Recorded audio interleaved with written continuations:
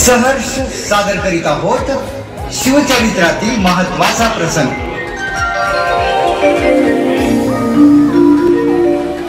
यंदा पीक चांगलं आलंय, पोरातनी थोडीच कापडे घ्या।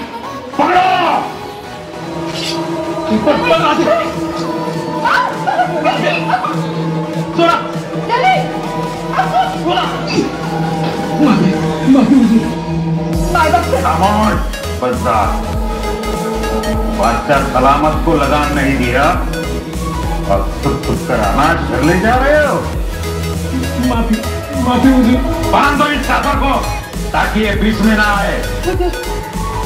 हे संतल्या, पर माझा दण्याला सोडा। पदर तुमचा बोला। न्या संत, न्या, पण आम्हाला मत नका संत। कापर, अब हमें अनाज और औरत दोनों ही चाहिए। उठाओ इसे। खबरदार, खबरदार पुढे यायचं।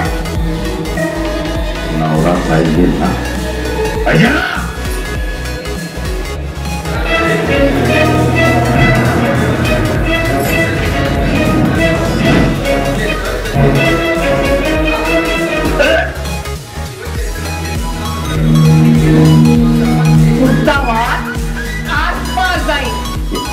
क्या मालूम है? अंजाम वाल्या कुणाकडे नजरवर करून बघतोय?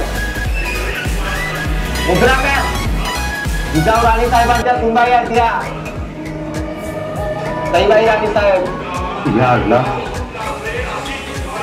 कसो माफ राणी साहेबा, कसो माफ। यापुढे ही बदतमीजी सहन केली जाणार नाही। यापुढे या मुलखात तुमच्या घोड्याची टाक उमटली तर तुमचे पाय छाटले जाते। आता तुम्ही पाया पडा, हात धरा, पण तलवारी हातात घेणार। या मुघलांनी तुमचे मुळकेच काढून घेतले। राजाने वैरेश्वरावर रक्ताचा अभिषेक केला, तो का केला हे जाणून घ्या। त्यांची धारणा आहे की आता माणसानेच नाही तर बांधावरच्या हरेक झाडा झुडपांनी सुद्धा सैनिक बनलं पाहिजे। गावातील हरेक झोपडी, हरेक घर किल्ला बनला, घराचा वासा भाला बनला पाहिजे। यापुढे हे लक्षात ठेवा। येतो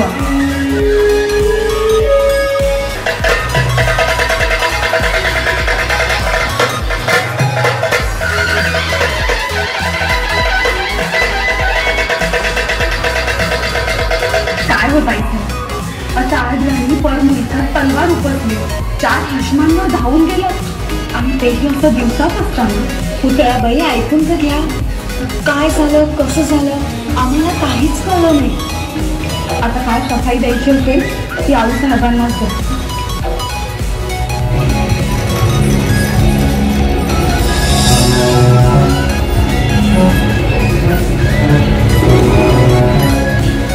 आऊ साहेब,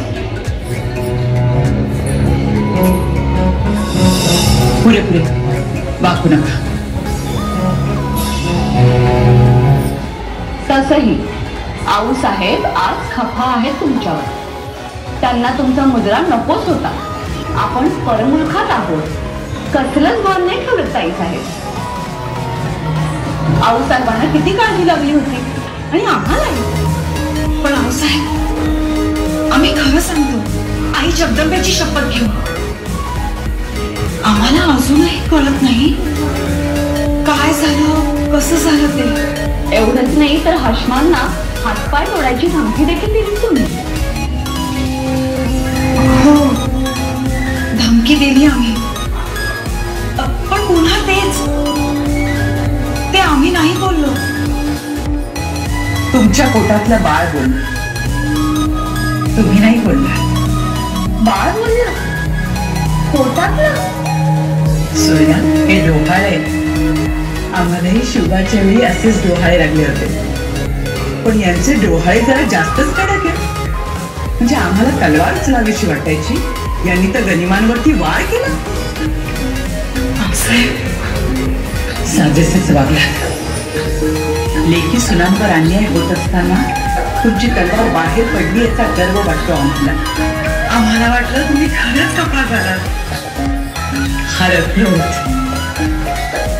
आम्ही संकेत समजून घेतला. आता फक्त एकच करा, काही दिवस तरी गड सोडायचा नाही.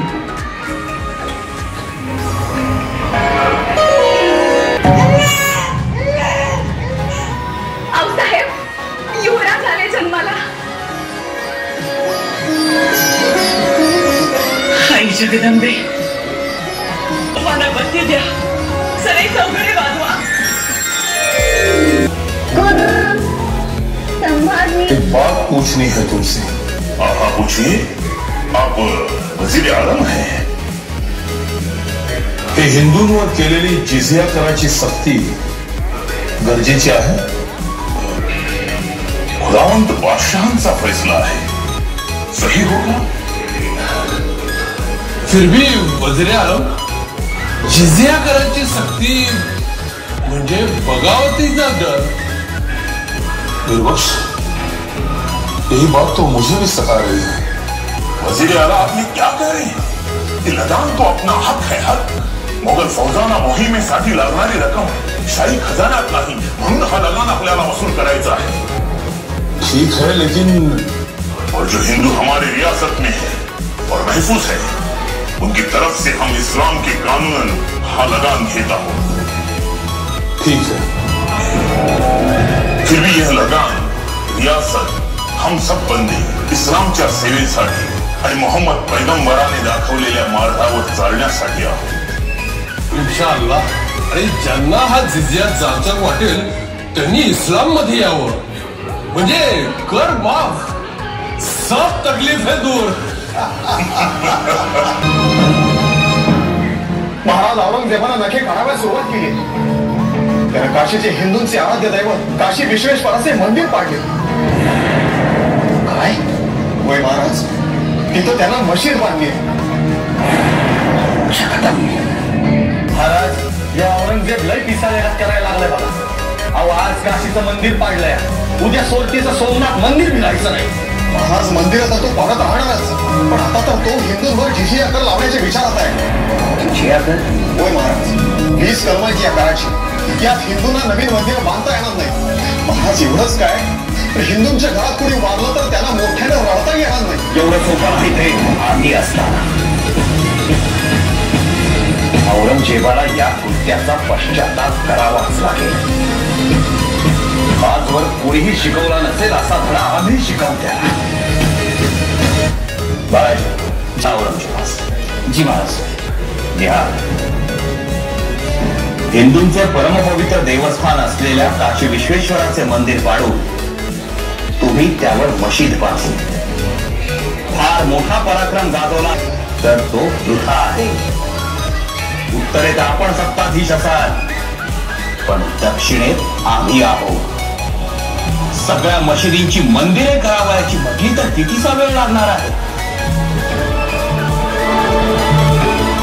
त्यात नुकतेच आमच्या कानी आले आहे की खर्चाची तूट भागवण्यासाठी आपण हिंदूंवर जिझिया कर लादत आहात.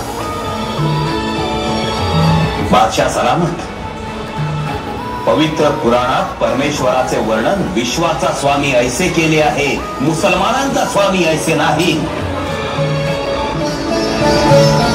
एक गोष्ट निश्चित, आपण लादलेल्या जिझिया कराचे कोणत्याही दृष्टीने समर्थन होत नाही. परंतु आपण आपली अन्यायी भूमिका सोडणार नसाल. आम्ही समर्थ आहोत. प्रतापराव एवढे दिवस आदिलशाह अगदी चिडीचूप होता, पण आता त्यानं पुरापत काढायचं ठरवलंय. म्हणजे महाराज, स्वराज्यावर चढाई करण्याची तयारी सुरू आहे अशी खबर मिळाली सर्वांना.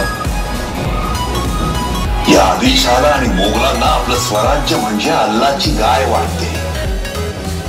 पण इथं तुम्हासारखे येसाजी सर्जेरावासारखे ठाणे वाघ आहे हे ते विसरतात आणि म्हणूनच फजिती पाहून जातात. आज्ञा करावी महाराज. सर्ववत प्रसंग बाका आहे. नवीन संकट येत आहे. महाराज कोण चढाई करून येतोय त्याचं फक्त नाव सांगा. बेहलोर खान महाकपटी आणि तेवढाच धूर्त, आदिलशाहीच्या अनेक पराभवांचा साक्षीदार. सगळा अनुभव गाठीशी बांधून येतोय. येऊ दे महाराज.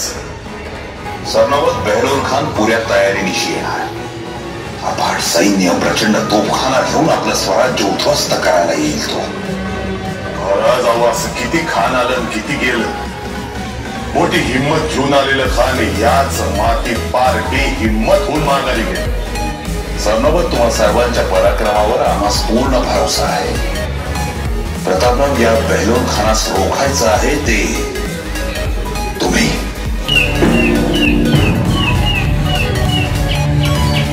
महाराज, आपल्या सरनोबतानं त्या बेहलोर खानच्या फौजेची फार नाकाबंदी करून टाकली. पाणीच तोडलं त्यांचं. सकाळपासून त्या फौजेला पाणी मिळालं नाही. लय कासावी झाली तो. खानामध्ये त्यांना हन्न दाखवली, पण काय उपयोग झाला नाही. चारी बाजूंनी लाडगेतोड झाली त्यांची. अखेरीस खान शरण आला. म्हणाला, मी तुम्हावर आलो नाही, अहो इच्छा नसताना पाक्षाच्या हुकमावर आलो. या हुकमी मी तुमचाच आहे आणि यापुढे शिवाजी राजांशी दावा करणार नाही. मग रावांना त्यांची दया आली आणि धर्मवाद देऊन सोडून दिलं. त्या सोडून दिलं, परस्पर सोडून दिलं, आणि तेही बेहलोर खानास. कोणाला विचारून ही दया दाखवली? विसाजी आता हा साप उलटे पुन्हा स्वराज्यावर चालून येईल, स्वराज्याचं नुकसान करेल. या सगळ्याला जबाबदार कोण? विसाजी प्रतापरावांना जाब विचारा, सलाम काय निमित्त केला? बेहलोर खानास बुडवावे, मारावे असे सांगूनही त्याला सोडून का दिले? यापुढे बेहलोर खानास बुडवून हत्या करणे, अन्यथा आम्हास तोंड दाखवणे. काय झालं मागे? बेहलोर खान दिल्लीच्या खिंडीजवळ येऊन पोहोचलाय. काय वाईट मोठी फौज आहे. बेहलोर खान, या बेहलोर खानास मी आज सोडत नाही. याच्यामुळेच महाराजांनी आवाज बोलला. महाराज आमच्यावर नाराज झालं. याला सोडणार नाही. अरे 20-25 हजाराची फौज आहे तिकडं.